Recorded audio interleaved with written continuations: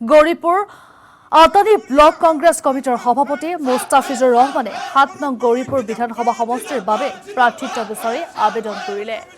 দলে বলে ৰাজীৱ ভৱনত উপস্থিত হৈ গৌৰীপুৰ বিধানসভা সমষ্টিৰ পৰা বিচাৰিলে প্ৰাৰ্থিত্ব।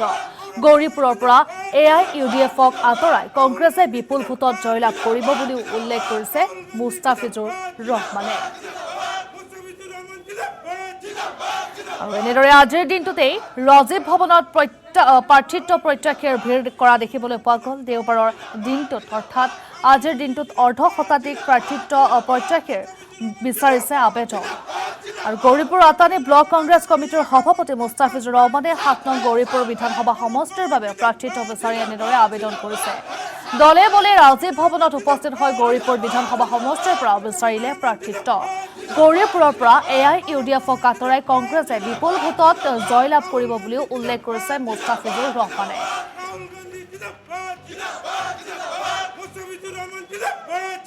হয়, মই দীৰ্ঘদিনৰ পৰা কংগ্ৰেছৰ লগত জড়িত। আমাৰ মিডিয়া ডিপাৰ্টমেণ্টৰ প্ৰয়াত সাংবাদিক মনজিৎ মহন্ত ডাঙৰীয়া, তেখেতে যেতিয়া মোক মিডিয়া ডিপাৰ্টমেণ্টৰ ধুবুৰী ডিষ্ট্ৰিক্ট চেয়াৰমেন হিচাপে তেখেতে মানে কাম কৰাৰ সুযোগ দিছিলে, তেতিয়াৰ পৰা মই কংগ্ৰেছ দলত মিডিয়া ডিপাৰ্টমেণ্টৰ চেয়াৰমেন হিচাপে দীৰ্ঘদিন কাম কৰাৰ পিছত বৰ্তমান মই গৌৰীপুৰ বিধানসভা সমষ্টিৰ আটানী ব্লক কংগ্ৰেছ কমিটিৰ মই সভাপতি হিচাপে কাম কৰি আছোঁ। আৰু মই একদম আপোনাৰ আশাবাদী যে গৌৰীপুৰ এইবাৰ হয়তো আমি টিকেটটো হাইকমাণ্ডে মোক দিব আৰু মই গৌৰীপুৰৰ ৰাইজে বিপুল ভোটত মোক কংগ্ৰেছ দলৰ পৰা বিধায়ক বনাব। হয়, প্ৰত্যাহ্বান বুলি মানে আমাৰ তাতে এতিয়া ধৰক AIUDFৰ MLA আছে যদিও, কাৰণ আমাৰ মিত্ৰতাৰ কাৰণে যোৱা টাৰ্মছত AIUDFৰ বিধায়ক হৈছিলে। আৰু এইবাৰ ধুবুৰীত AIUDFৰ দুৰ্গ একেবাৰে নাই, আপোনালোকে ইতিমধ্যে গম পাইছে। গতিকে ধুবুৰীত কংগ্ৰেছত যোৱা নিশ্চিত। এদিন আগতো কৈছিলে যে ধুবুৰীৰ 80% মানুহে বাংলাদেশী মূলৰ, সেইটো কথা মানে কিমান গ্ৰহণযোগ্য আপোনালোকে বিবেচনা কৰিব। তো তেখেতে কৈ আছে, তেখেতে কৈ যাব দিয়ক।